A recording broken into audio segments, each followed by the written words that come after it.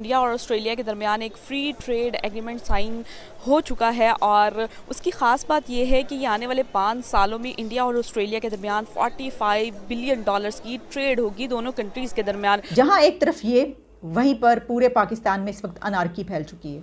ऐसा दंगा फसाद हो रहा है हर जगह पर। इस्लामाबाद से लेकर लाहौर तक आज ऐसे कई वाकयात हुए कि जिसमें दस्तो गरेबां लोग नजर आए। मैं तो कहता हूँ अल्लाह करे कल कोई सुप्रीम कोर्ट ही फैसला दे दे। हम बहुत गहरे बुरान की तरफ जा रहे हैं।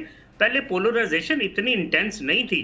देखिए इकोनॉमिक क्राइसिस, हम आगे ब्रिंक के ऊपर है यार, कर्जा देने को तैयार नहीं है। कब तक गवादर बेचेंगे, कब तक न्यूक्लियर बॉम्ब्स का लोगों को डराएंगे, कब तक कहेंगे we are the gateway to Central Asia. फिर उसके बाद जो आमिर लियाकत की एक वीडियो आ चुकी है जिसमें उन्होंने ये कहा है कि इमरान खान ने फौज के अंदर बगावत पैदा करने की कोशिश की। Every country has a freedom, किसी के साथ भी वो डील वगैरह कर सकते हैं, तो इट्स अ गुड थिंग कि वो अपनी कंट्री के बारे में सोच रहे हैं। हमें भी इसी तरह से हमें सोचना चाहिए कि we are free to deal with anyone.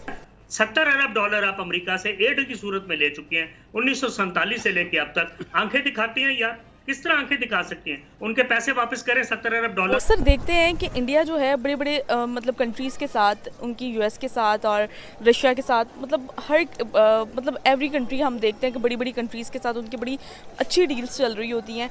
इस सब में पाकिस्तान कहाँ पर स्टैंड कर रहा है? और ऑस्ट्रेलिया के दरमियान एक फ्री ट्रेड एग्रीमेंट साइन हो चुका है और उसकी ख़ास बात यह है कि ये आने वाले 5 सालों में इंडिया और ऑस्ट्रेलिया के दरमियान $45 बिलियन की ट्रेड होगी दोनों कंट्रीज़ के दरमियान। और तो और इसकी ख़ास बात आपको बताती जाऊँ तो आने वाले 5 सालों में इंडिया और ऑस्ट्रेलिया में जो जॉब्स जनरेट होगी, लाख जो है जॉब्स भी जनरेट होंगी। दोनों कंट्रीज़ को बहुत ज़्यादा फ़ायदा होने जा रहा है इस फ्री ट्रेड एग्रीमेंट से। और तो और दोनों कंट्रीज़ मिलकर मुख्तलिफ सेक्टर में इसमें वर्किंग करेंगे। तो आइए इस ट्रेड के हवाले से, इस फ्री ट्रेड एग्रीमेंट के हवाले से अक्सर देखते हैं कि इंडिया जो है बड़े बड़े मतलब कंट्रीज़ के साथ, उनकी यूएस के साथ और रशिया के साथ, मतलब हर मतलब एवरी कंट्री हम देखते हैं कि बड़ी बड़ी कंट्रीज़ के साथ उनकी बड़ी अच्छी डील्स चल रही होती हैं। इस सब में पाकिस्तान कहाँ पर स्टैंड कर रहा है? क्या कहना चाहेंगे कि पाकिस्तान जैसे इस्लामिक ममालिक है, OIC के जैसे ग्रुप्स हो गए, उनके साथ डील्स वगैरह करते हैं लेकिन वो एंड तक नहीं पहुँचते। और अब आपने देखा कि इमरान खान साहब को भी कुर्सी से उतार दिया गया है, तो क्या फ्यूचर देख रहे हैं? Every country has a freedom, किसी के साथ भी वो डील वगैरह कर सकते हैं, तो इट्स अ गुड थिंग कि वो अपनी कंट्री के बारे में सोच रहे हैं। हमें भी इसी तरह से हमें सोचना चाहिए कि we are free to deal with anyone. अगर वो लोग अपनी कंट्रीज़ को या लोगों को इनिशिएटिव कर रहे हैं जी, तो हमें भी करना चाहिए। इतने साल अच्छा जी, चलें प्लीज़। इतने साल गुजर गए हैं, इंडिया आपके सामने है फाइनेंशियली तौर पे और इकॉनमी वाइज बहुत ज़्यादा स्ट्रॉन्ग हो गया है, ठीक है।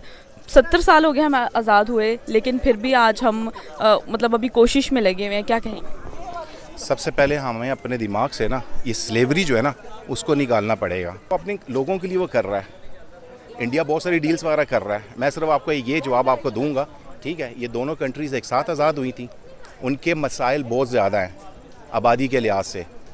पाकिस्तान की तारीख का बड़ा केस जिसमें पाकिस्तान के दस्तूर को तोड़ा गया है, आज एक मरतबा फिर उसकी हियरिंग हुई और आज फिर चीफ जस्टिस ऑफ पाकिस्तान ने यह मामला कल पर डाल दिया। कल फिर हियरिंग होगी, इसका फ़ैसला नहीं आ पा रहा। हालांकि ये ओपन एंड शट केस है, सब जानते हैं, सबको पता है, सामने है कि कॉन्स्टिट्यूशन की वायलेशन की गई है, लेकिन फिर भी इसका फ़ैसला नहीं आ सका। जहां एक तरफ ये, वहीं पर पूरे पाकिस्तान में इस वक्त अनारकी फैल चुकी है। ऐसा दंगा फसाद हो रहा है हर जगह पर। इस्लामाबाद से लेकर लाहौर तक आज ऐसे कई वाकयात हुए कि जिसमें दस्तो गरेबां लोग नज़र आए। ना सिर्फ ये कि मुखालिफ पार्टियां, बल्कि इसके अलावा सहाफ़ियों और फवाद चौधरी में भी झड़प हुई। मतीउल्लाह जान जो कि सीनियर जर्नलिस्ट हैं, उनके बीच और फवाद चौधरी के बीच जो झड़प हुई। फिर उसके बाद जो आमिर लियाकत की एक वीडियो आ चुकी है जिसमें उन्होंने ये कहा है कि इमरान खान ने फौज के अंदर बगावत पैदा करने की कोशिश की है। कल तक तुम्हारे साथ था गद्दार, अब उनके साथ हुए जो गद्दार नहीं है। तुमने जनरल बाजवा को हटाने की कोशिश की। मैं गवाही देता हूं कि तुमने मुझसे बुलाकर बात की थी और तुमने कहा कि मैं जनरल बाजवा को हटाने वाला हूं।